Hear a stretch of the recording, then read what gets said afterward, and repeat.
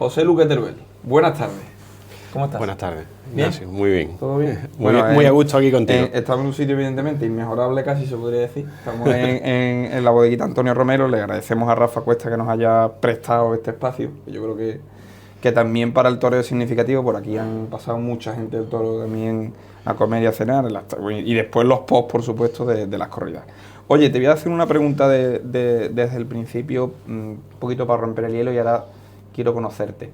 ¿Cuántas veces te has aguantado tú las lágrimas en el palco? Me has dejado planchado con la primera pregunta, muy buena pregunta. De rabia o de dolor nunca he tenido esa suerte. De emoción en 2 o 3 ocasiones. ¿Quién es Pepe Luque Teruel? José Luque Teruel. Pepe Luque para los amigos. Tenemos el placer de ser tu amigo. Pues mira, yo te lo voy a resumir muy rápido. Hay un libro que me cuesta trabajo pasar del primer capítulo, que es el Chávez Nogales, Juan Belmonte de Chávez Nogales, porque el primer capítulo lo dedica a los niños de la calle Feria. Bueno, lo dedica a la calle Feria y lo termina con los niños de la calle Feria. Yo soy un niño de la calle Feria. Casi nada. Estás en un sitio también torero por excelencia. Me bauticé en la misma pila bautismal que los Bienvenidas, que Belmonte. Y bueno, ya con eso es suficiente. Y me sostuvo Luis Miguel. Oye, pues esa es una de las siguientes, que cuentes más o menos tu historia. Al fin y al cabo, a José Luque Teruel la imagen la tenemos enfocada en el palco de la maestranza durante la temporada en numerosas ocasiones, pero hay una persona, y esa persona, ¿quién es? ¿Qué historia taurina como tal tiene José Luque Teruel? Bueno, como taurina, yo soy hijo de un banderillero, de Andrés Luque Gago, conocido por todos en Sevilla, sobrino de otro banderillero, de Antonio Luque Gago, muy conocido también en Sevilla, sobre todo los más mayores, porque mi tío se retiró antes, y sobrino nieto de 2 grandes empresarios y apoderados taurinos, Andrés Gago y Fernando Gago. Entonces, bueno, básicamente soy hijo de Andrés Luque Gago. Yo nazco desde que soy niño, lo único que he visto en mi casa son toros, a mi padre irse de viaje para torear, volver a los meses y hablar de toros, es lo único que conozco. Yo nunca quise ser torero, yo siempre desde niño fui buen estudiante, estudié en San Francisco de Paula, me iba bien, de ahí pasé a la carrera oposiciones, el trabajo, etcétera. Y ya de mayor, cuando ya tenía todo, ya casado, todo, ya con una cierta edad, yo tenía ganas de participar en el mundo del toro de alguna manera, o de devolver todo lo que el toro me había dado a mí. Yo pude estudiar, gracias a todo esto, ¿no? Y bueno, pues yo ya torero no iba a ser con 30 y tantos años, ni tampoco iba a dejar mi profesión para dedicarme profesionalmente al mundo del toro. Entonces conocí la existencia de unos cursos que hacía la UNED de presidente, total, hice esos cursos y eché los papeles para ser presidente, eso te nombran discrecionalmente, y bueno, me nombraron como suplente y hasta hoy. Y es una forma de participar en el mundo del toro que encaja con mi profesión y que a mí me llena muchísimo, lógicamente. ¿Te consideras una persona feliz en tu día a día? Sí, hombre, afortunadamente estoy feliz en mi vida personal, tengo mi trabajo, estoy felizmente casado, o sea, tengo una vida tranquila, por lo menos, medianamente. Te gustan las cosas de enhorabuena. Eso ya mucho. Te gustan las cosas de enhorabuena. Oye, ¿y el toreo en tu felicidad cuánto ocupa? Mucho. Piensa que para mí no es solo un hobby, para mí es un sentimiento. Yo lo siento mucho. De hecho, yo siempre voy a la plaza, no ya como espectador, sino como presidente, siempre voy a la plaza esperando un gran triunfo. Eso es lo que yo creo que a mí me define como presidente. No solo a la plaza, sino desde que voy al campo. O sea, en mi mente no cabe otra cosa. Eso no significa que facilite el triunfo. No. Cuando se dice esa cosa no tiene nada que ver. Eso está ahí, se puede ver, está a la vista. Pero yo desde que voy al campo me gusta hacer el señalamiento pensando en que con esos toros se triunfe. En la plaza lo que más me gustaría del mundo es que todos los días salieran los 3 a hombros. Sí, lógicamente que eso no es posible. Y tampoco de cualquier manera. Eso no quiere decir que se regalen las cosas. Pero esa es mi emoción, o sea, lo que yo quiero, supongo que como todos los espectadores van a disfrutar del toreo. Que entiendo que la finalidad última es a través del rito, que es lo que nosotros tenemos que cuidar, que el rito, porque si no, no se produce el fin último, a través del rito se consiga el momento de grandeza y el momento excelso en el que disfrutamos, ¿no? Pues aquello lo que vamos buscando, el arte o la épica o lo que se vaya buscando, ¿no? Y hombre, yo siempre voy con esa mente positiva. Nosotros siempre nos abrimos los taurinos a la posibilidad de que se creen nuevos aficionados. Es al fin y al cabo lo que nos mueve. ¿Pero tú crees que todo el mundo puede ser aficionado a los toros? Sí, todo el mundo puede ser aficionado porque hay muchos tipos de aficionados y muchos niveles de aficionados. Yo entiendo que todos han tenido cabida siempre y todos tienen que seguir teniéndola. Pero esto es como en todas las artes y en todas las artes iniciáticas, como es el toreo. En el flamenco, por ejemplo, tú escuchas una canción sin saber nada de flamenco, si te gusta, tú puedes ser aficionado. Claro. Y luego están el aficionado medio, que a lo mejor ya incluso se relaciona con el mundo, y luego el experto. Pues en los toros igual. No todos tienen que ser expertos. Y el experto a veces peca de intransigente en ese sentido. Hay que respetar a los demás. Ni todo el mundo nace sabiendo, ni todo el mundo se tiene que acercar como un experto. Más que nada porque los que son expertos han pasado por ser aficionados. Han pasado, claro. Y a lo mejor el experto ha tenido la suerte que desde niño su padre, su abuelo lo ha llevado. Y ha tenido evolución, ha tenido años para poder aprender. Pero otros a lo mejor no, se acercan de mayor y eso es legítimo y hay que respetarlo. Por lo tanto, en una plaza hay todo tipo de aficionados. Lo que sí hay que conseguir es que todo tipo de aficionados, hasta el novel que no sabe nada, llegue con un respeto que no banalice este espectáculo.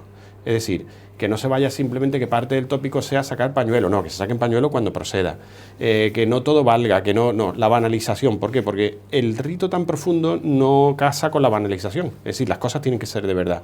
Esa es la única condición que hay que ponerle al aficionado nuevo. Oye, ¿qué es lo que te ha hecho más feliz desde que entraste en el mundo del toro? Porque al fin y al cabo ser presidente, evidentemente, es la gran cima de tu persona, además de tener tu profesión y de llegar a ser lo que eres. Yo tengo compañeros y magistrados antiguos y hombres muy mayores que me dicen, mira, tú podrás hacer en tu trabajo lo que tú quieras, pero como presidente de la maestranza no hay nada. Eso es lo más grande que vas a hacer tú en tu vida. ¿Y tú crees que al fin y al cabo eso es lo más grande que te ha pasado a ti? Hombre, en mi vida emocionalmente sí, porque une muchas cosas mías. Une mi sentimiento profundo como sevillano. Yo soy de hecho, yo he tenido incluso posibilidades laborales para irme fuera de Sevilla y no las he aceptado. ¿Por ser presidente? No, por seguir viviendo en Sevilla. Como sevillano, como aficionado a los toros. Yo podía haberme ido a trabajar fuera y seguir siendo presidente, pero vivir en Sevilla, yo me siento profundamente sevillano. Aunque me guste viajar por ahí, incluso fuera de España, pero no ese arraigo. ¿Qué tiene Sevilla para...? Sevilla, muchos dicen que es la ciudad más bonita, no necesariamente la más bonita, que sí es si no es una de las más, pero es un sentimiento personal, es la tierra, el arraigo por la tierra, cada uno lo tiene de la suya y yo lo tengo de la mía. Ignacio, mis abuelos maternos vivían en la calle Amargura y mis abuelos paternos en la calle Relator y yo en la calle Feria, o sea, imagínate. Entre San Juan de la Palma y San Gil. Y yo estudiaba en San Francisco, en la calle Sor Ángela de la Cruz. Toda mi infancia ha sido de la calle Feria a Sor Ángela de la Cruz, o a ver a mis abuelos a la calle Relator o a la calle Amargura. Esa ha sido toda mi infancia. Claro, mis raíces están aquí.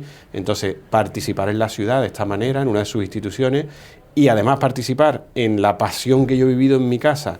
No os podéis imaginar cómo se vive cuando se es hijo de un torero, bien sea un matador, un banderillero, un picador, pero una persona que se juega su físico y la vida incluso delante de un toro con esta pasión, porque esto es una afición muy, muy profunda. Cuando tú vives... la familia lo vive como el que se pone delante, igual, y vives lo bueno y lo malo. Cuando lo vives desde pequeño, eso te marca muchísimo, muchísimo. Y eso, mira, en Sevilla hay mucho... esto ahora que está de moda decir por los antitaurinos, que los niños, los toros, pues mira, en Sevilla hay un montón de hijos de banderilleros. Te estoy poniendo solo ejemplos de hijos de banderilleros, también de matadores, lógicamente. Sí. De hijos de banderilleros que son personas excelentes y triunfadoras. Ahí tenemos a José Antonio Rodríguez, nuestro flamante pregonero, hijo de Rafael Torres, los hijos de Finito, los hijos de un montón los hijos de Manolón, el hijo del Tito San Bernardo, no sé, no me quiero dejar a nadie. Son gente que al fin y al cabo han tenido un peso. Gente que son gente que han triunfado en la vida, que tienen sus profesiones, y hemos tenido desde niños esa gran pasión por los toros. Siguiendo con tu pregunta, soy sevillano, soy hijo de torero y luego también me dedico al derecho. Imagínate, encaja todo, claro. Ser presidente, encaja a la perfección. Entonces a mí me satisface mucho. ¿Y qué es lo más grande que he vivido en esa faceta? He conseguido alcanzar en 2 o 3 momentos puntuales la percepción de otra dimensión. O sea, esto lo tengo de que no explicar. Estar sentado lo tengo que explicar. Sí. Lo voy a decir más o menos.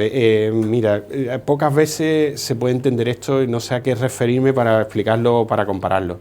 Si acaso al discurso que dio Lorca en Buenos Aires, que se llamaba Teoría del Duende y el Juego, que decía que existían las musas, existía la inspiración creo que era, y existía el duende, que era algo diferente, oscuro, y que de ahí surgía una visión trascendental, fuera de la materia, algo que hay, que él lo comparaba también, que lo encontraba en los toros, en el flamenco, en muchas artes, decía que, por ejemplo, en el público, cuando decía el olé en los toros venía del alá antiguo de la Edad Media y era como que estamos viendo a Dios, o sea, estamos en ese estado trascendente, fuera de la materia, estamos en el cielo, por decirlo de alguna manera. Bueno, pues ese estado yo he llegado a tocarlo en algunas ocasiones, gracias a la plaza, gracias a los toros. ¿Cuándo? El día que debuté en una novillada sin picadores y yo no iba el 4 de julio de 2013 y yo iba súper tranquilo. O sea, no en la plaza, a la puerta, fui con mi padre, que eso se me ha quedado. Yo fui ese día con mi padre me vio debutar, me vio en novilladas, no me vio nunca en corrida de toros, pero me vio en novilladas y el día de mi debut vino conmigo. Me hubiese gustado haber subido a mi padre. En su época le ofrecieron ser asesor y él estaba en activo de apoderado y no lo fue, ¿no? Tampoco me lo planteé ese día, pero también me hubiese gustado que hubiese llegado a esta edad mi padrino de bautismo, Luis Miguel Dominguín. Sería un hombre de 80 o 90 años, si hubiese llegado a haberlo subido conmigo el día de mi debut. Habla de Luis Miguel Dominguín como si fueran cualquiera, ¿eh? No, bueno, haberlo subido de asesor artístico el día de mi debut, hubiese sido para mí tremendo. Bueno, pues ese día del debut yo estaba tranquilísimo, y cuando saqué el pañuelo, yo, como si nada, y todo el mundo, ¿no está nervioso? No. Y cuando saco el pañuelo y veo que la maestranza interactúa conmigo, es decir, yo saco el pañuelo y suena el cerrojazo y empieza la música y me saludan a mí de repente me cayó una losa encima y que se me vinieron a la mente las imágenes en blanco y negro históricas, claro, de la historia del toreo, y ahí sentí como si no estuviera en la materia, sino como si estuviese viviendo y de repente eso me duró unos segundos, de repente un nervio tremendo que me duró toda esa novillada y la siguiente. Sí. Entonces estaba casi temblando. Y luego sentí por primera vez profundamente esa sensación de estar en otra dimensión el día del indulto de Cobra Diezmo.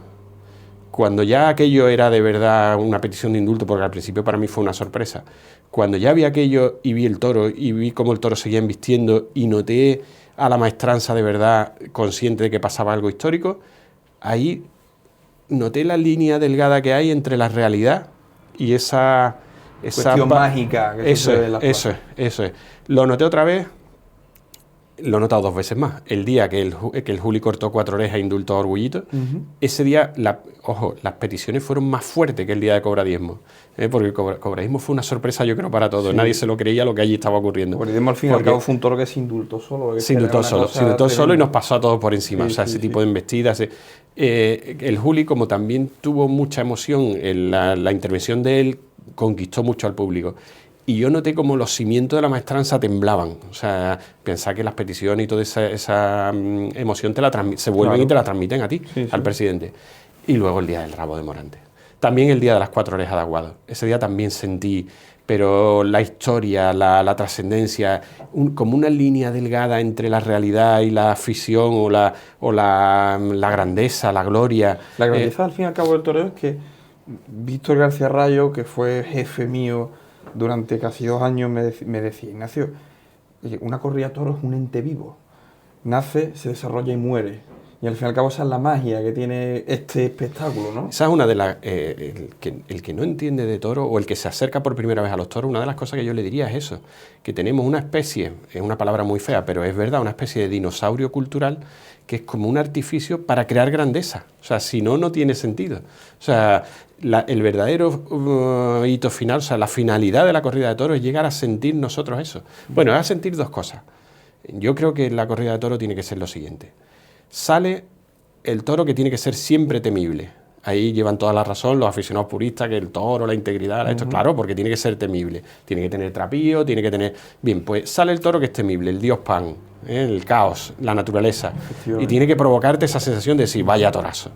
Y ahora, uno de los nuestros, el héroe clásico, el hombre joven, que bien puede ser, o el hombre con cualquiera de las virtudes clásicas, o la belleza, o la inteligencia, o su personalidad, que sería la bondad, que es la tercera virtud clásica. Con las virtudes clásicas, uno de los nuestros supera el miedo en general y sus propios miedos. Y al superar sus propios miedos, tú te identificas con él y sientes esa superación, ese dominio de la... ojo, hay que hacerlo a través de la razón, que es el rito, que es la lidia. Hecho a través de la lidia, la razón, con la razón el ser humano está superando el caos que provoca el Dios Pan. Entonces eso provoca bienestar, supremacía del hombre sobre la naturaleza y bienestar. Y todo eso en primavera, saliendo luego al atardecer, a esa puesta de sol en el río, la alegría de vivir. Pues esos son los toros. Es un artificio que conduce hacia la grandeza y a esa sensación de superación de lo irracional. Oye, Andrés Luque Gago, tu padre, hizo el paseillo con, evidentemente, no pesos pesados, sino tal vez piezas capitales de la historia del toreo. Banderillero de postín, como tú has dicho. ¿Qué aprendiste tú de su etapa, al fin y al cabo, como profesional? Mira, porque tú, como has dicho, lo vivías en casa y... Sí. ¿Qué aprendiste tú de esa etapa de él? Te voy a hacer una entrada, un pequeño prólogo. Mi padre era un niño de la calle Relator.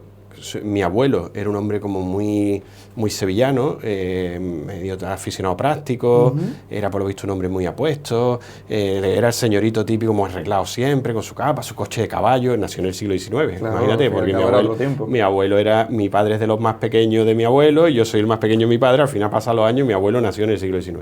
Bueno, pues claro, siendo hijo de ese tipo de hombre, pues él era aficionado a los toros, y sus tíos eran... Entonces mi padre empieza de novillero, empieza a destacar de novillero en Sevilla y lo repiten, y un año llegó a torear varias tardes seguidas por repetición. Lo que pasa es que él toreaba en los carteles con Antonio Ordóñez, el Litri, Aparicio, Jaime Otto. Chavalillos que estaban empezando ahí, pero que bueno, que al fin y al cabo... Y mi padre decía, yo no era malo, yo era bueno, cortaba una orejita, pero es que llegaban esta gente y cortaban tres. Un repaso, ¿Y qué le pasó a mi padre? Que su tío Fernando Gago trajo de Venezuela a César Girón y lo puso a vivir en la casa de mi abuelo de la calle Relator. Y eran más o menos de la misma edad, mi padre y César Girón, y vivían juntos. Entonces, en la época, estamos hablando de... Mi padre nace en el 32, estamos hablando final de los años 40, con 16, 17, 48, 1948, 49. En esos años, los novilleros salían en los pueblos de banderillero con sus compañeros para ponerse delante. Claro, no era fácil ir a torear para ponerse delante. Entonces, mi padre, yendo más avanzado, ya con picadores, salía de banderillero con César Girón. Y César Girón triunfó desde el minuto cero y empezó a pagarle a mi padre. Claro, una cosa, él como novillero le ganaban los otros y como banderillero que por un lado iba, futuro. Claro. Entonces César se lo propuso, 20 de banderillero, total, y fue con la alternativa preparada y todo, y él dudaba, pero empezó a ir ya cuasi profesionalmente, y ahí lo llamó Luis Miguel Dominguín. Claro, Luis Miguel lo hizo profesional. Mi padre siempre dijo que a él le enseñó todo, a comportarse en la plaza, a comportarse en la calle, en los hoteles, Luis Miguel Dominguín. Y luego, sin embargo, su torero, él siempre se consideraba un hombre de Antonio Ordóñez. Antonio Ordóñez marcó su época. A todos. Yo he hablado con muchos toreros que fueron amigos de mi padre y todos, yo les pregunto, ¿quién es el mejor torero que has conocido? Hombres que han conocido hasta casi nuestra época, y todos te dicen Antonio Ordóñez. Que también no es lo mismo conocer que ver. Cuidado, no es lo mismo, no es lo mismo. Eso es, no es lo mismo. Y mi padre, yo tengo imágenes de mi padre toreando en Tentadero, toreando con la muleta, y era un calco de Antonio Ordóñez, y fueron competidores de jóvenes, y eran muy parecidos, todos se dejaron llevar por él. Y de mi padre, que luego de Luis Miguel pasó a Antonio Ordóñez, Bienvenida, Antoñete, un montón de toreros, luego Miguelín, Pedré, Mondeño, un montón de toreros, César Girón, Paquirri, Paula, bueno, y con Paula, que hacía temporadas más cortas, luego toreó con muchos contemporáneos. Bueno, yo con mi padre lo que he compartido es que yo me casé relativamente mayor, con 30 y tantos ya entrados, es decir, que yo estuve hasta los 37, 38 viviendo con mi padre. Entonces porque yo estudié oposiciones, ya trabajando lógicamente, pero todo ese periodo de la veintena y los 30 y algo, yo vivía con mi padre. Entonces yo por las tardes estaba estudiando a lo mejor en mi casa y el Canal Plus antiguo ponía una corrida, mi padre se las veía todas. Entonces yo me veía casi todos los días del año, en invierno, una corrida con mi padre, desde Madrid, Claro, he comentado muchas cosas con él y he aprendido muchas cosas de él. Mi padre, la virtud que tenía era que lo veía todo muy rápido, o sea, muy claro, como cualquier profesional de toda una vida, ¿no? Que tenía mucha afición. También le costaba mucho hablar mal de algún torero, yo casi nunca lo he oído hablar mal de nadie. le costaba mucho sacarle casi con sacacorcho una crítica mala, y sobre todo lo que más me impresionaba, lo claro que lo veía todo, lo claro, y luego también lo rápido que distinguía lo bueno de lo malo. O sea, no había duda, no, o sea, en el buen sentido, ¿no? De decir, no, esto no ha tenido mérito. Veía uno toreando y decía, vea. Exacto, lo veía clarísimo. Supongo que como todos los profesionales y todos los... Claro, ahí aprenden mucho, y también aprende los entresijos internos, que el mundo del toro tiene mucho y muy bonitos también, y bueno, como cualquier oficio, Claro, como cualquier oficio. Todo tiene su librillo, que, ¿no? que hay que respetarlo también, lógicamente. Oye, al fin y al cabo... Pero Ignacio, perdona que te interrumpa. Lo que he heredado de él es la pasión, el amor por los toros. El amor. Que esa es lo verdaderamente importante. Y yo creo que para ser buen presidente, lo que tienes que tener sobre todo, es ese amor a los toros, a la tauromaquia. No tanto llegar al palco para otros motivos, sino el amor a la tauromaquia. Creo que es el requisito imprescindible. Pues lo tienes, evidentemente. Según lo que me cuentas ya y lo que nos estás contando, a todos los que te están viendo, pues ya es testigo. Al fin y al cabo, cuando uno se plantea este tipo de proyectos, cuando Salva López Medina, que es la otra gran pata del banco de este proyecto de Voces del Toreo, nos lo propusimos, al fin y al cabo también conocer a la persona, pero también tiene que haber un poco de actualidad. Acaba de llegar a la maestranza el hombre que gran parte de los aficionados quería ver sentado al fin y al cabo en el despacho más cotizado del toreo junto al de Madrid. José María Garzón, al fin y al cabo, para el aficionado es una esperanza. Yo te quiero preguntar a ti, por esta actualidad que manda, ¿no? ¿Qué sensaciones tienes con José María Garzón? Bueno, tenemos un momento muy, muy importante, muy bonito. Hombre, José María Garzón tiene un proyecto por delante importantísimo. Tiene que, sobre todo, su principal... Verá, nosotros estamos al margen, los presidentes, no nos afecta para nada que sea un empresario u otro, para nada. Nosotros siempre nos vamos a tener buenas relaciones con todos. Pero te contesto como aficionado, como yo creo que José María, que creo que es un buen empresario y creo que lo va a hacer muy bien. También venimos de una etapa donde se ha hecho bien, yo no entro en las razones del cambio, yo eso me es ajeno y lo desconozco, pero las últimas temporadas Sevilla ha estado bastante bien y creo que José María tiene que heredar eso, ese nivel, claro. Y tiene el reto de ser fiel a esa ilusión que ha puesto el aficionado en él. Lógicamente tiene que mantener los mimbres al fin y al cabo de lo que y aportar cosas nuevas, porque para eso creo yo que viene, para que Sevilla tenía algunos fallos, como la bajada de los abonados, tendría que intentar subir los abonados, no nos olvidemos, Ignacio, que los toros es un negocio, la industria o el negocio, que todo surge de la taquilla. Todo, o sea, por eso el aficionado es tan importante. Eso tal vez sea un error en los tiempos.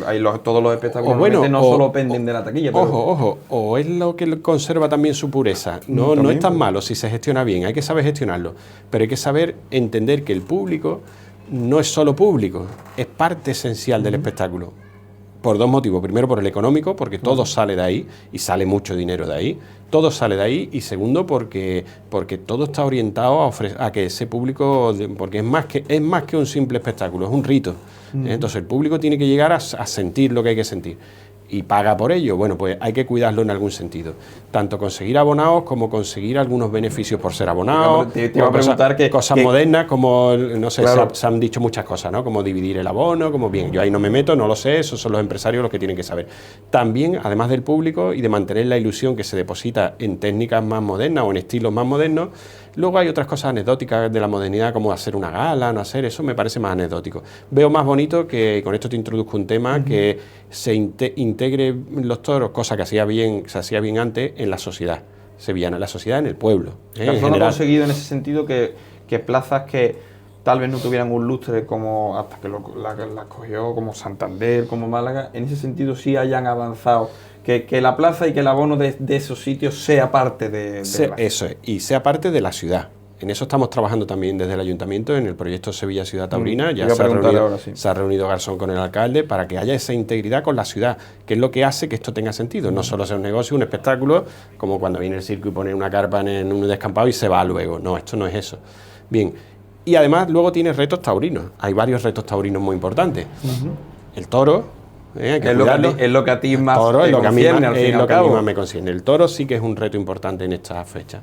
Ahí tiene que trabajar el nuevo empresario. Y bueno, los carteles, la gente joven, muchos toreros jóvenes, pero eso ya es la parte taurina, que yo creo que eso, lógicamente, el nuevo empresario es un profesional y sabrá hacerlo perfectamente. Es una etapa de ilusión. Vamos a ver este primer año puede generar o una consolidación de esa ilusión y ser un año magnífico, y ojalá que acompañe la parte artística. Vale.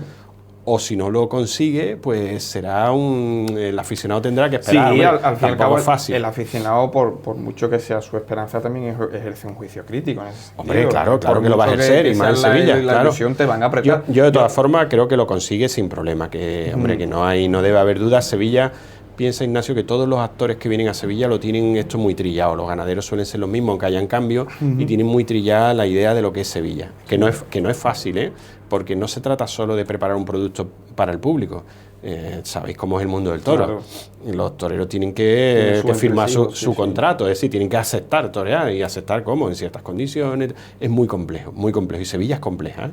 Al fin y al cabo, cuando uno habla de la ilusión que tenía el aficionado de con Garzón, en las declaraciones que ha hecho José María, en referencia a que evidentemente es el sueño de su vida y todo eso, por mucho que sea el sueño de su vida, es el gran marrón también de tu vida, porque acabas de llegar tú. En cierto modo, las ilusiones del aficionado también se basan en relanzar la plaza y ponerla también en otro sitio y a otra altura, que eso al fin y al cabo. Yo creo que Garzón tiene una cosa muy buena, que es lo que hablábamos antes. Tiene ese amor por la tauromaquia, lo que hablábamos del presidente, tiene ese amor por la tauromaquia. Por lo tanto, marrón no, reto no, empresa. El reto mayúsculo. Empresa. O sea, marrón no es Sevilla. Sevilla es un disfrute. Sevilla es un lujo. Tienes que hacer, no sé, tienes que cambiarle mucho la fisonomía para que no salga bien. Al revés, yo confío en que va a salir. Yo siempre soy positivo. Además, hombre, creo que primero hay que darle los honores al que sale, que también lo ha hecho bien, han estado 100 años, y eso hay que debería haber por parte de los aficionados ciertos reconocimientos y sobre todo porque lo han hecho, ¿no? Y eso está ahí en la historia. Eso a los que salen, y al que entra yo también creo que va a ser magnífico. Yo siempre soy positivo en ese sentido. Creo que lo van a hacer muy bien y creo que Sevilla va a estar bien.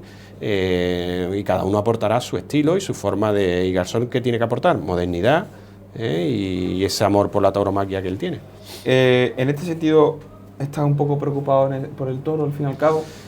No, porque yo voy a intervenir, igual que mis compañeros. O sea, lo que no nos guste lo tendremos que rechazar. No que no nos guste, lo que no sea adecuado. No, pero viendo un poco el pasado, tal vez, que tal vez sea el único lunar que tenga José María Garzón en su gestión. No creo, porque, hombre, verán, yo no sé si es lunar o no lunar, yo no lo sigo tampoco como para tanto en sus plazas, pero no es que me preocupe el toro, es que estamos en unos años muy difíciles.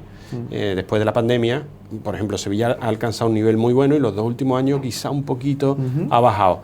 También eso puede ser producto de lo que hablamos, de la pandemia, que son los toros nacidos en el 2020, 2024, 2025, han sido los toros que han venido, los que nacieron en 2020 y 2021. El campo es complejo, no es fácil, pero conociendo más o menos la estructura de las ganaderías que vienen, no debe haber problemas, más allá de a lo mejor algunos toros, o alguna corrida que a lo mejor sea un poco más, pero no creo que haya, y no me preocupa en eso el nuevo empresario para nada, Yo entiendo que es un gran empresario y que sabrá lo que tiene que traer a Sevilla, y si no, bueno, pues para eso está el mecanismo, para eso estamos nosotros, claro, los equipos, y bueno, y entre todos sacaremos una gran feria. Vamos a ir avanzando un poco, José, para hablar al fin y al cabo de tu labor como presidente. Cuando estabas cuando la empresa era Pajés, ahí, fuera de cámaras y cuando hemos tenido conversaciones, has contado a los aficionados, el que ha hablado contigo, los que hemos hablado contigo, cómo son las cosas. Vamos a hacer un recorrido anual más o menos de tu labor como presidente. Y lo primero, evidentemente, es el toro. ¿Tú cómo te llevas con el animal más bonito que hay en el mundo? Bueno, nuestro recorrido anual es el siguiente. A nosotros nos nombran cada año. Si yo ahora ya no soy presidente, ninguno de los 4 somos presidentes porque ha terminado la temporada. Tienen que ratificar, ¿no? Nos tienen que nombrar el año que viene. Lo primero que hay es el nombramiento de nosotros. Después, una reunión con la empresa, porque esto parte de la empresa, que es la que paga este desplazamiento, para ir al campo. Es la empresa la que propone ir al campo, al señalamiento. Supongo que el nuevo empresario lo propondrá, no lo sé. La verdad que es claro, que al fin y al cabo no tiene por qué seguir no tenemos por qué. No tiene por qué. Al señalamiento no es obligatorio. Lo que sí es obligatorio es el primer reconocimiento en la plaza, segundo reconocimiento y sorteo, pero el señalamiento no.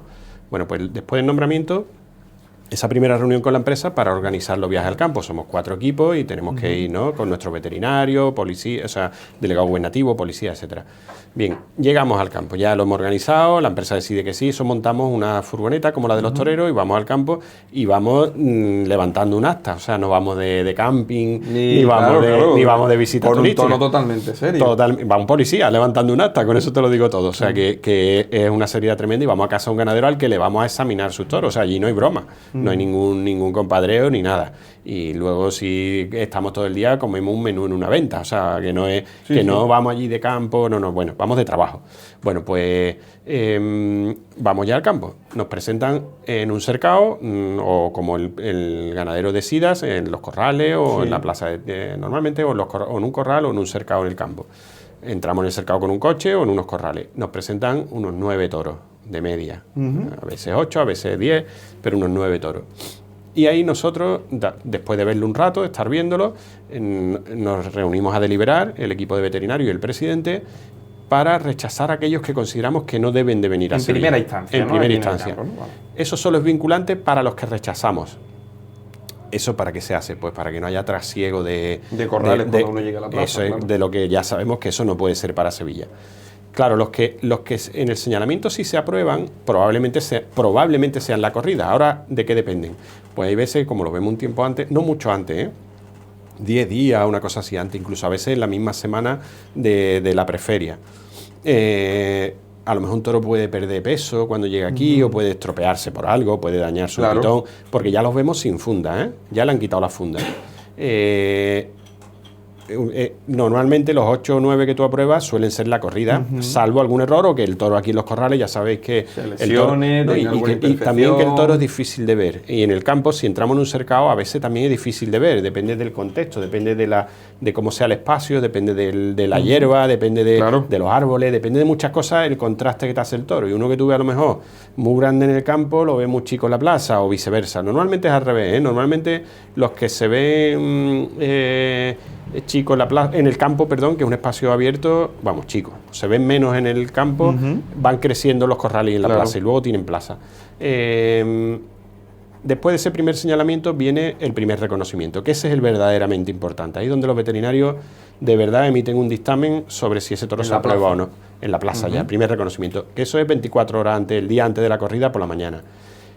Una vez que ahí ya se aprueban los 8 o 9 toros, pasamos al día de la corrida y se hace un segundo señalamiento que es solo sanitario, por la trampilla del chiquero.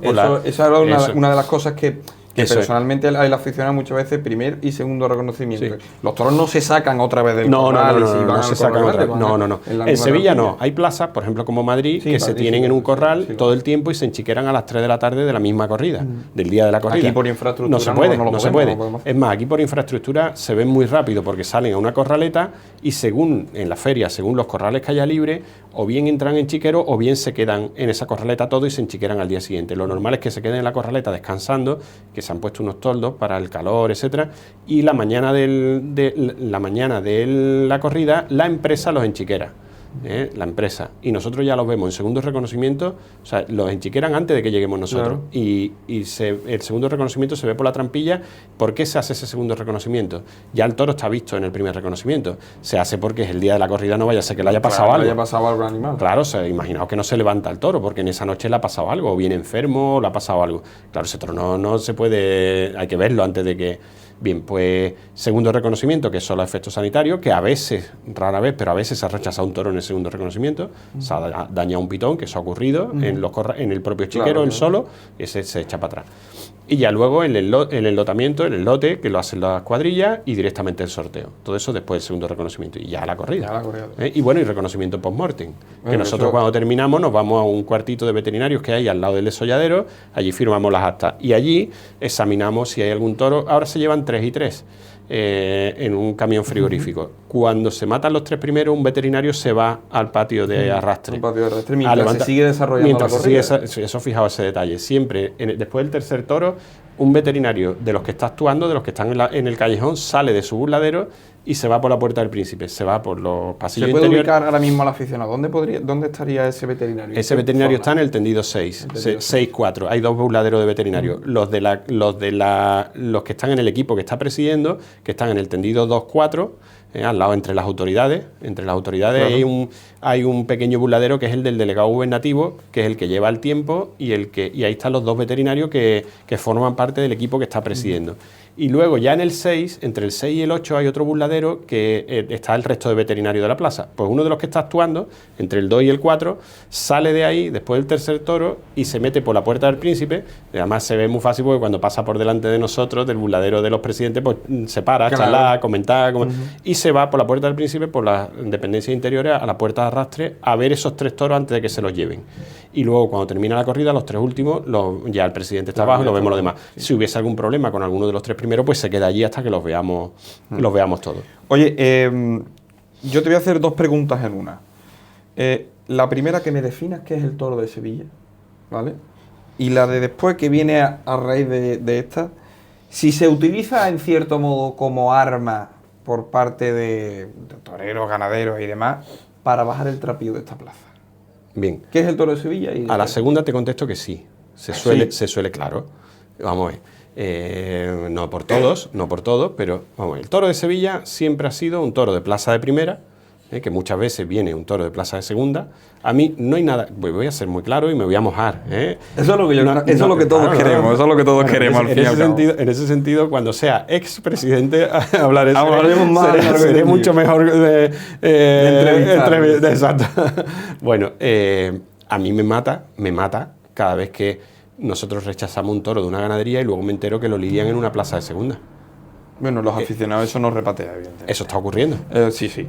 Un toro que venía para Sevilla, yo lo he rechazado y resulta que ahora... Hay casos flagrantes de toros que se han rechazado en Sevilla y se han lidiado en el puerto sin ningún tipo de problema, en plazas como el puerto y en otras plazas.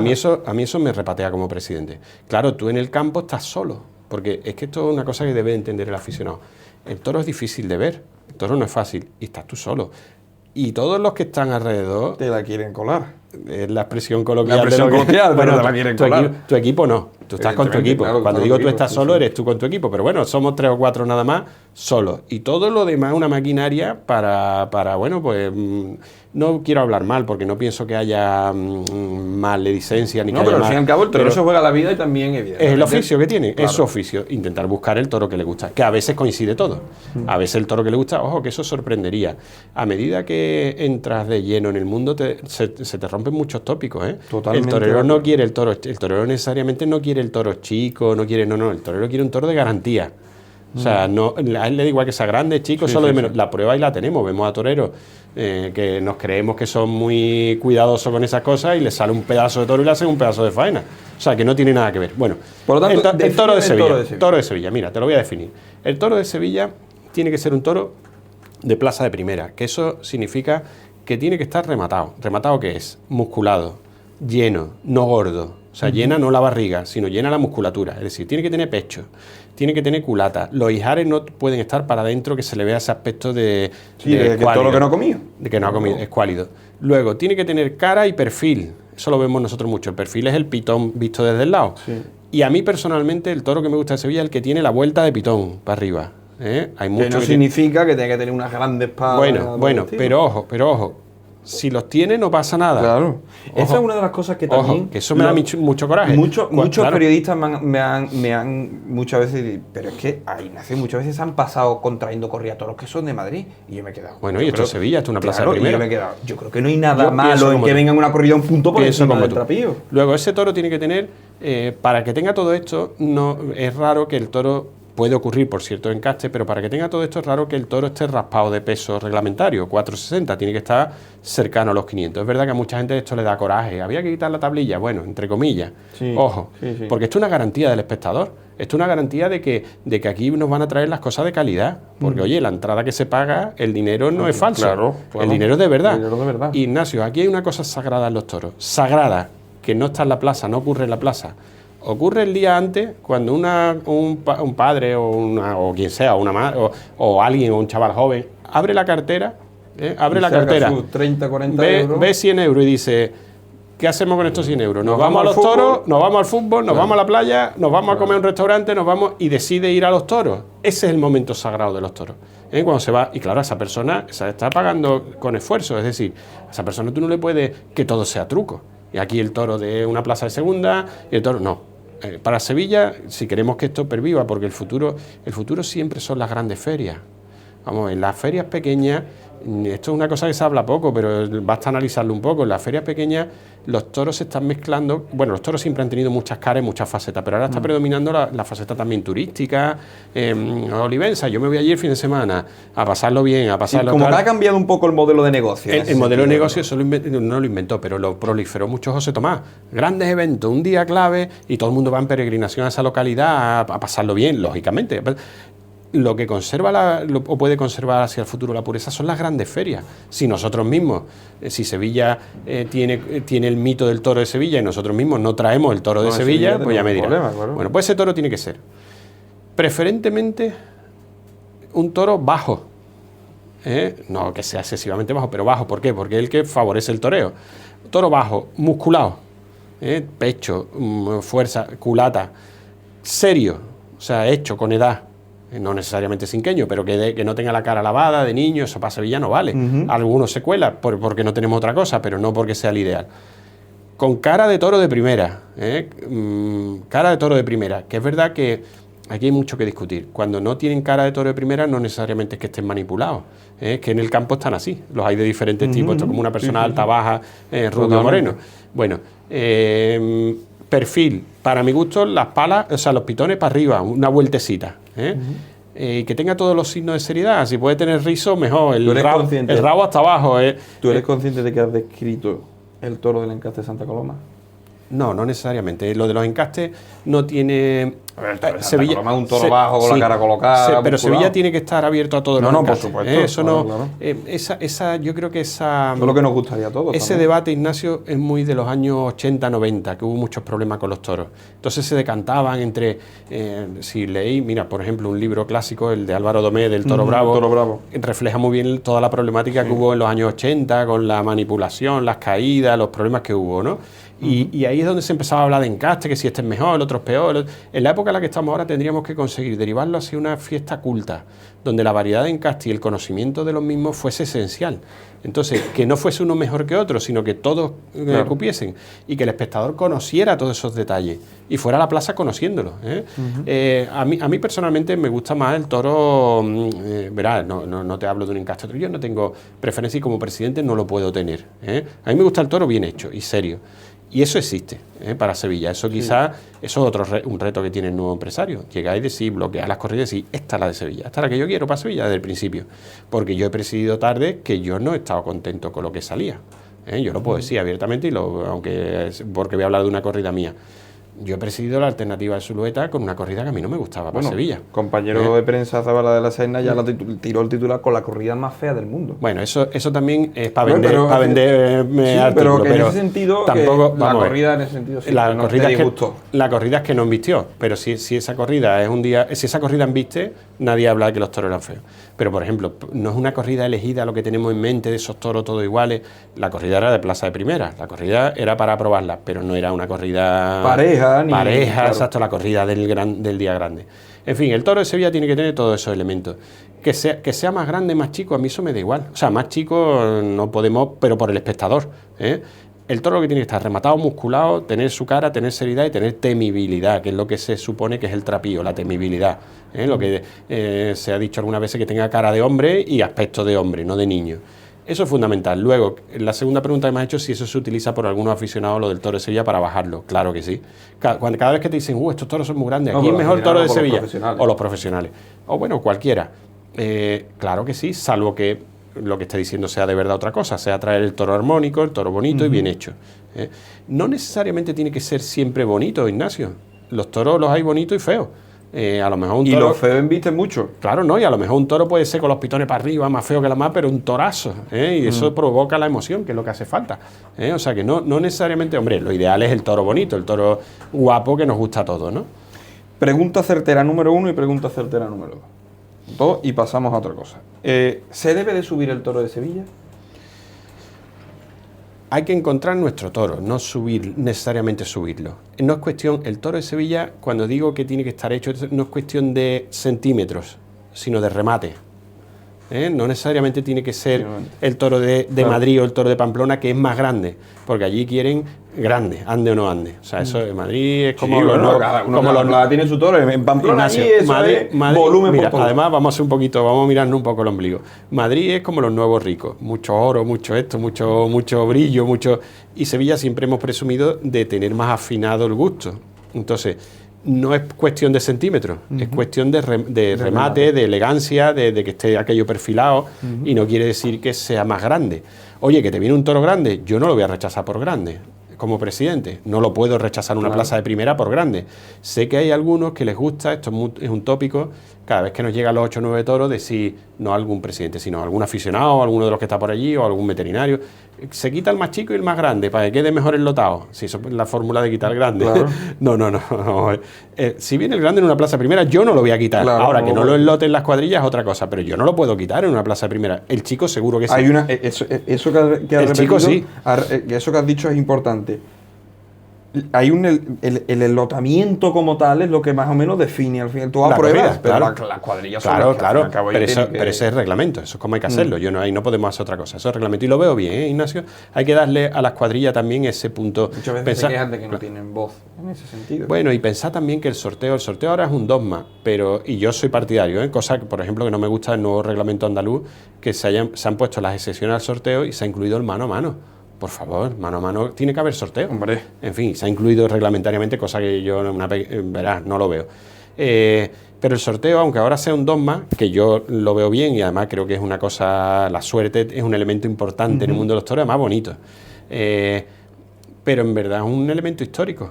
Hubo tiempo en el que no existía, en épocas de grandeza de la tauromaquia, que no existía el sorteo. Y al revés, se introduce como una medida coyuntural, porque había toreros que mandaban mucho y llevaban sus toros. Un poco de justicia, al fin y al cabo, y que sí, todo tenga la misma... Pero que podría existir, si no hubiese desigualdades y si no hubiese injusticia, podría existir una corrida sin sorteo, si todo se hiciera bien, ¿no? Pero bueno, a día de hoy, lógicamente ya es un dogma, ¿no? Segunda pregunta certera, esta es un poquito más punzante, picante. ¿Lleva razón el aficionado que se queja de la integridad de los toros de Sevilla? Mira, esto es un tema muy debatido en la historia del toreo y en la historia moderna, la integridad del toro. Nosotros, verá, yo sí veo un toro que pueda tener sospechas, que algunas veces lo he visto. Yo directamente, porque es que pensar que tenemos un reglamento, el reglamento andaluz, ahora lo han cambiado en el del 25, pero el de 2006, con el que hemos estado muchos años, obliga a que hubiese unanimidad de los 3 veterinarios, que considerase los 3 que estaba manipulado. Entonces nosotros le decíamos al ganadero que optara, que o lidiaba bajo su responsabilidad, y entonces se analizaba, o que optara por llevárselo. En definitiva, un montón de pasos. Yo cuando he visto en un corral un toro sospechoso, yo lo rechazaba por falta de trapío, directo. Yo no he pasado un toro que yo viera o yo sospechara que podía estar manipulado, ni mi veterinario. Que luego tú haces una prueba, de hecho es que yo creo que es un tema que no está tan de actualidad en los aficionados, salvo ciertos sectores. Ahora bien, yo he tenido muchas dudas, muchas veces, y he mirado los toros y los miro y los remiro. Cuando tú vas al campo, o sea, yo miro siempre, yo he ido muchas veces a Canilla, al laboratorio de Madrid. Yo he sido secretario general de la antigua Asociación de Presidentes, y esa asociación la presidía un policía nacional que era presidente de las ventas, Marcelino Moronta, que era el que dirigía a Canilla a la vez. O sea, su profesión era el que hacía el análisis. Entonces, yo he ido con él muchas veces a Canilla. Y la verdadera prueba es biométrica. Entonces, yo me fijo mucho en cómo empieza el pitón por abajo y cómo va afinándose. Si de repente es muy gordo y de repente se afina muy pronto, eso no es natural. Eso no es normal. Entonces, eso... Claro, que después que hay que dejarlo claro, que muchas veces la gente quiere punta, pero que también se manipula para tener punta. Claro, y ahí es donde voy. Voy a terminar por ahí, por ese punto voy a terminar esta pregunta. Cualquier aficionado medio nota eso, nota esa progresión rara. Pero luego tú hablas con algunos veterinarios y te dicen, no, pero es que eso ocurre en el campo. O sea, es que incluso de nacimiento puede haber algunos toros así. Yo no lo sé, me lo han dicho algunos aficionados. Claro, ya te empiezan a descolocar. O sea, no necesariamente tiene que ser una manipulación del hombre, no necesariamente. Vale, pues para mí ese toro no tiene el remate que tiene que tener el toro de Sevilla, como yo lo vea, va afuera. Está claro. Todo eso podrá ser natural, claro. Podrá ser, pero va afuera. Ahora bien, ¿dónde creo yo que ahora se está, y quizás podríamos hasta incluso deberíamos entrar a regularlo, dónde se puede estar entrando en un terreno peligroso? No te hablo del resultado final que ve el aficionado, que el aficionado muchas veces ve cosas que pueden ser naturales y cosas que puede llevar razón. En Sevilla es difícil, no penséis, aunque en Sevilla no hay una opresión grande con ese tema, es decir, no se están mandando pitón a analizar, no se están mandando porque en teoría y con la funda, etcétera, no viene. Pero donde yo veo peligro en el sistema actual de la fiesta es en el desenfundado. No en el enfundado, en el desenfundado. Yo el enfundado lo veo bien. Económicamente es perfecto, porque se dan menos cornadas a los toros. El toro llega más bonito. ¿Por qué? Porque ese pitón no se ha raspado con una piedra, no viene sucio, viene un pitón bien desarrollado, bonito, y se ven esas cabezas tan bonitas como yo creo que nunca se han visto así. Pero cuando le quitan la funda, no sé si lo habéis visto alguna vez. Hay muy pocas imágenes de esto, ¿eh? Esto hay que estar muy en el campo para ver. Hay pocas imágenes por algo también. Claro, le dan con una cuchilla para quitarle, porque eso es fibra de vidrio, es como un yeso que se queda pegado. Para quitarle la fibra, una lija, y la lija también. Ojo, cuidado, eso no puede ser. Eso no puede ser. Porque eso ya no es natural. Eso no es que me venga el toro que de forma natural tiene esa forma, como puede haber una persona que tenga las extremidades cortas. Por lo tanto, ¿tú crees que la autoridad debería entrar en ese punto? Yo no veo mal que en el señalamiento, ya que lo hacemos, que se quitasen las fundas en el señalamiento, con nosotros delante. Que como tú has explicado, es una semana, 2 semanas antes. Claro, que se quiten la funda con el delegado gubernativo, el policía extendiendo el acta y vea cómo se le quitan las fundas. Entonces ese policía podrá ver cómo una cosa es retirar los restos de fibra de vidrio y otra cosa es darle allí o bien para sacar punta o bien porque ojo, en ciertos lugares lo que les gusta es que le saquen punta. O sea, eso es que mucha gente quiere, es lo que digo, mucha gente quiere el toro íntegro, ni con punta para un lado ni y para quitado. otro. Exacto, por un lado y para el otro. Entonces yo no lo veo mal, ojo, pero siempre que lo demande el aficionado. Nosotros actuamos a demanda de la afición en general, que eso, la autoridad administrativa, en este caso las comunidades autónomas, tienen que estar muy sensibles a lo que demande el aficionado para regularlo en los reglamentos, y nosotros aplicando el reglamento porque así lo quiere la afición. Yo personalmente yo no voy a hacer ninguna cruzada ni por la integridad ni por la no integridad, no voy a hacer ninguna cruzada. Yo ahí no tengo preferencia, yo aplico el reglamento y punto. Pero claro, el reglamento actual exige un toro íntegro porque lo pide el aficionado. Además, hay algo más bonito, Ignacio, vamos a ver, todos lo sabemos, hay algo más bonito que el espectador vea que el torero está de verdad. Yo entiendo que es muy difícil, que no es fácil. Sí, no, para que vea. En fin, yo creo que esa es la esencia y hay que cuidarla. Y yo como presidente no puedo hablar de otra manera, lógicamente. Pepe, tenemos que avanzar un poco porque evidentemente el tiempo se nos acota. Yo te quiero preguntar... Y yo hablo mucho, Ignacio. Bueno, pero eso es bueno también. Y te quiero preguntar por efemérides y demás, pero esta es una pregunta que yo creo capital al fin y al cabo. Si se habla con los aficionados viejos, todos, casi todos, están de acuerdo en que hoy se cortan más orejas que nunca, en que hoy el triunfo gordo tiene menos valor que nunca y que se dan muchos triunfos que precisamente no deben de tener. Bueno, yo necesito que tú a mí me expliques tu punto de vista sobre este exceso de triunfalismo que ve la gente en los toros. Yo en mi caso, yo lo veo, como prensa diaria de la maestranza lo veo en ese sentido. Yo no creo que sea alarmante, o sea, no creo que sea preocupante. Las etapas del toreo siempre han tenido fluctuaciones. El aficionado también habla bajo la premisa de que tiempos pasados fueron mejores siempre. Habría que ver las imágenes de tiempos pasados.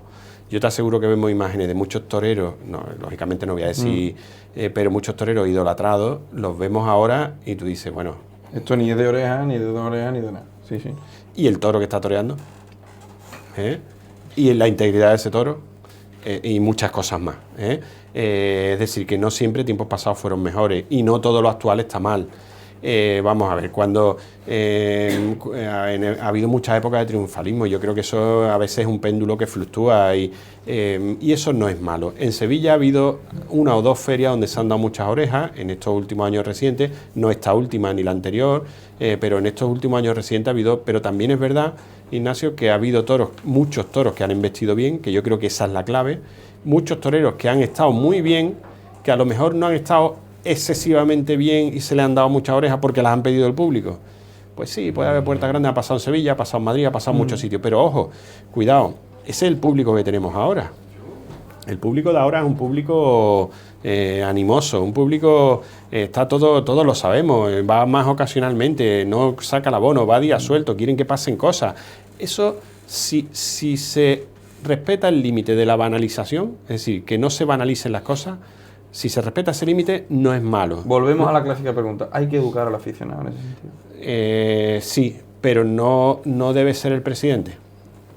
Verá, el presidente tiene que hacer lo que tenga que hacer. O sea, ser justo, dar las orejas cuando hay que darlas. La primera del público, la segunda cuando haya un mérito de verdad para un triunfo grande en una plaza como Sevilla y en cada uno en sus plazas. Pero la educación no es cuando dicen el presidente tiene que educar, no, porque entonces convertimos la feria en la feria de José Luque o de Fernando Fernández o de Gabriel Rey o de Macarena Pablo. O sea, no es nuestra feria, es la feria del público, es la feria de Sevilla. Yo no puedo educar a nadie, yo no soy nadie para educar a nadie. Yo estaba antes en el tendido y cuando termine iré otra vez al tendido. ¿Cómo se educa? En la cultura, eso tiene que ser la cultura taurina. Por eso es bueno que exista la cultura taurina. Cosa que desde el sector a lo mejor profesional... Un poco descuidado. Claro, no sé, aunque los toreros van a muchos actos y se dan al público, los toreros van mucho a los actos, a cualquier peña, a hablar, a cualquier... Pero además de eso, de la presencia física, que es muy buena, porque eso genera afinidades y genera que tú tengas seguidores para los toreros, pero además hay que debatir, hay que crear debate entre la afición. La afición tiene que ser activa a la hora de trabajar y para eso están los inviernos. Antiguamente existían las tertulias. En salones como este a lo mejor se reunía un torero y se ponía a hablar y todo el mundo a escuchar. Ahí es donde se aprendía de toro. Eso ahora no existe. Ese debate, esa transmisión del conocimiento, y en ciudades como Sevilla, por Dios, si lo tenemos vivo. Pero, Ignacio, sí se ha perdido hasta la oportunidad. Mira, yo en el tema de la cultura taurina todavía no entiendo, y yo tengo un proyecto que lo voy a contar aquí ahora y así avanzo un poco. En el proyecto, cortito que tenemos que seguir, ¿no? En el proyecto Sevilla Ciudad Taurina, mira, para mí me da una pena tremenda, y se lo he dicho a varios periodistas hace ya tiempo. Ha fallecido una generación entera de banderilleros sevillanos. El Tito, el Vito, Alfonso Ordóñez, bueno, ya antes Chávez Flores, mi padre, mi tío, Andrés Luque Gago, Antonio Luque Gago. No me quiero dejar a ninguno de los que ya han fallecido, que son los hombres que nacieron en los años 30 y que fueron toreros en los 50, 60, 70, sobre todo en los 50, 60. Época dorada del toreo. Y no ha habido, los hemos tenido durante un periodo, hace 10, 15 años o 20 años, en el 2000, 2005, 2000, lo hemos tenido a todos vivos prácticamente. Y no ha habido ningún periodista que les haya hecho una tauromaquia. No una entrevista de anécdota, eso sí se han hecho cosas, pero tú a un hombre mayor le preguntas por la anécdota, claro, y dice, qué bonito que me reconozcan, y te cuenta sus anécdotas, sus chascarrillos, sus cosas. No, el oro, la verdadera joya no está ahí. Claro. La verdadera joya está en preguntarle, por ejemplo, a mi padre, dónde te tienes que colocar para hacerle un quita al matador cuando está haciendo tal cosa, dónde está esto, ¿por qué?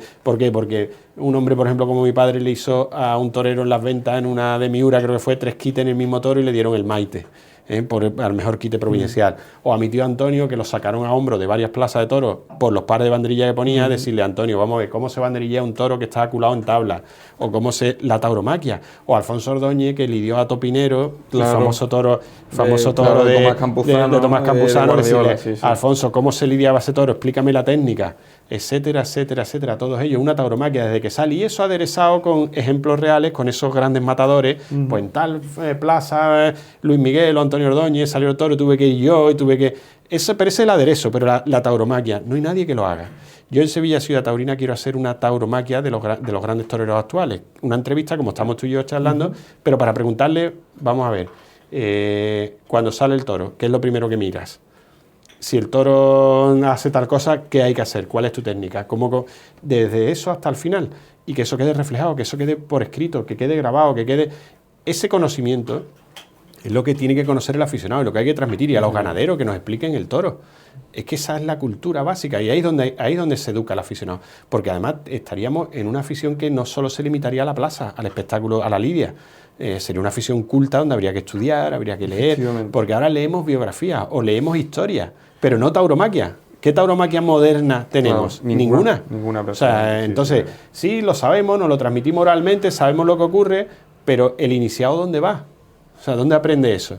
Ahí está el presidente. El presidente cumple con un reglamento y con la intuición de entender al público. Ya está. Esa es nuestra misión. Y cuidar que el espectáculo sea de garantía, de un cierto nivel. Y ya está. La educación tiene que ser en la cultura taurina. Se podría decir de ti que eres el hombre de las grandes citas. Las cosas como son. Eso no me lo puedes rebatir. Eso te lo digo yo y creo que es así. Bueno, ¿has visto a alguien torear mejor que a José Antonio Morante de la Puebla? Es mi torero, ¿eh? Yo adoro a Morante de la Puebla. No, actualmente no. Yo solamente he visto alcanzar la misma profundidad a Rafael de Paula, que lo he seguido mucho de niño. Yo he tenido, Ignacio, mira, yo te iba a decir directamente Rafael de Paula y he pensado directamente en el Capote. Pero Morante a día de hoy es el mejor por mucho tiempo. O sea, no he visto a nadie torear igual. Y además, te voy a dar mi razonamiento. Yo fui un niño que, por ejemplo, en mi comunión, yo con mi colegio hice la comunión y la hicimos los terceros, en la cena. Y nos bajaron abajo el misterio antiguo que había de la cena. Y de allí yo tuve, como te estoy hablando con 8 o 9 años, yo nazco en el 72, pues sería en los 80, una cosa así. Y de allí nos vamos a como se celebraba antiguamente, a un desayuno, lo que fuera, la celebración de una comunión de la época. Y cuando termina, mi padre toreaba el día siguiente en Jerez, con Paula, de banderillero. Y me dice, como regalo, yo tuve todos mis regalos típicos de un niño de esa época, ¿no? Las cosas que se regalaban en la comunión entonces, el reloj, el álbum, bueno. Y mi padre me dice, además, de regalo, te vas a venir conmigo a Jerez, 8 años, te vas a venir conmigo a Jerez a pasar todo el fin de semana con nosotros, con los toreros, con la cuadrilla. Y a partir de ahí lo hice en muchas ocasiones. Y yo he entrado con Paula en el coche de cuadrilla en la Plaza de Toros de Jerez. O sea, llegábamos al... De que yo era una idolatría. Al patio. No, yo he visto cosas por el camino, entrando el coche en la plaza, y la gente de Jerez con Paula en los años 80, bueno, eso es indescriptible, yo no sé describirlo. Bueno, pues yo entraba al patio de cuadrilla, mi padre a algún hombre de allí, a un acomodador, decía, ponme a mi hijo por ahí, y cuando terminaba yo salía corriendo para el patio y los veía venir y me iba con ellos en el coche. Yo he hecho eso hasta en una goyesca, esto se lo he dicho yo al torero que te voy a decir ahora, una goyesca de ronda en el 83, y yo tenía 11 años, y es la única vez que yo le he pedido a Dios que me cambie por un hombre. Con 11 años yo decía, Dios mío, yo quiero ser ese hombre. Y fue Paco Ojeda. Formó tal lío en la goyesca del 83, no os podéis imaginar. O sea, la plaza se iba a caer. Yo con esa edad nunca había visto eso. Era Curro, Paula y Paco Ojeda. El cartel, los toros no me acuerdo. Fue brutal. Bueno, con el Capote, Paula, es que yo conocía a la persona. Entonces veía... una dimensión que no se veía y lo de Paula es inexplicable. Paula es un cantado de flamenco. Paula es, ojo, con técnica, pero sin posibilidad material porque no tenía pierna, pero con técnica, sin físico y sin embargo con una visión distinta a todo, era capaz de crear un chispazo, o sea, que eso no se lo he visto generar a nadie. O sea, increíble. José Antonio es más completo, lógicamente. Sí, José Antonio es mucho más torero, más completo. José Antonio Morante de la Puebla. José Antonio para mí es el gran torero de nuestra época y un torero de la historia grande. Y la virtud que yo le veo a José Antonio tiene una afición desmedida y una visión de lo que es ser torero que no tiene ninguno. Pero ninguno, Ignacio, que para mí es fundamental. Y es que José Antonio lo que hace es estudiar. O sea, José Antonio... No sé en qué momento, no sé si con esto es lo que él pensaría en su momento o no, pero no sé en qué momento de su vida profesional, porque, ojo, si ves las imágenes de José Antonio habría que hacerle un estudio desde niño. Totalmente de acuerdo. Si ves sus imágenes desde niño, el estilo de ahora ya lo tenía, El estilo de ahora ya lo tenía, es decir, José Antonio no es el torero que torea como Joselito, como Belmonte, como Bienvenida, como Pepe Luis, no, él ya tenía su estilo, tú ves su colocación, su forma de expresarse, todo, era igual de joven. Lo que ha evolucionado un poco gracias al estudio, él en un momento de su vida decidiría integrarse en lo clásico, o sea, en lo que hacían los grandes. y asumió toda esa carga estética que tenían los grandes. Claro, generar eso en nuestra época, con esa profundidad y con esa colocación, y bueno, ya para qué contarte cómo ha toreado esta temporada 2025, o sea, una cosa inenarrable, excepcional. No... Yo creo, José Antonio lógicamente más completo que Paula.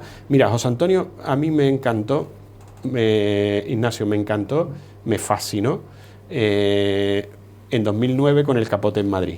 Hombre, fue una imperfección, toro alboroto, fue una imperfección profunda, claro. O sea, tocó la gloria, pero con imperfecciones, pero ahí se pareció a Paula teniendo otras características físicas. Llegó a tocar ese punto trascendente. Y bueno, y por supuesto en Sevilla muchas veces, pero el día del rabo con el Capote... Se nos quedan muchas cosas en el tintero. Cuando digo muchas, es muchas. Eso significa que puede que haya otra entrevista, no pasa nada. No pasa nada. Perdona, pero... Por lo tanto, en líneas generales... la última pregunta, y ya te agradezco que hayas estado aquí con nosotros, es cómo te gustaría que te recordaran. Y a partir de aquí ya... Hombre, eso es muy complicado. Yo espero que todavía quede mucho para eso. Hombre, si sigo mucho tiempo como presidente, me gustaría, no sé, supongo que de mayor pues dirán el que indultó a Cobra Diezmo, el que le dio el rabo a Morante, el que... Pero tampoco, esos son hitos, esos son cosas bonitas para contar cuando pasen los años y para disfrutarlas y para verlas en imágenes, pero pues que me recordasen como alguien que amó Sevilla, que amó los toros en Sevilla, la maestranza y la tauromaquia, y que, bueno, que participé dando lo que tenía, mi forma de entender esto, que creo que mira, a mí me gustaría conseguir, esto lo he dicho en alguna ocasión, conseguir una cosa que me dijo un día un espectador. Fue, creo que en una corrida de Santidomé, creo.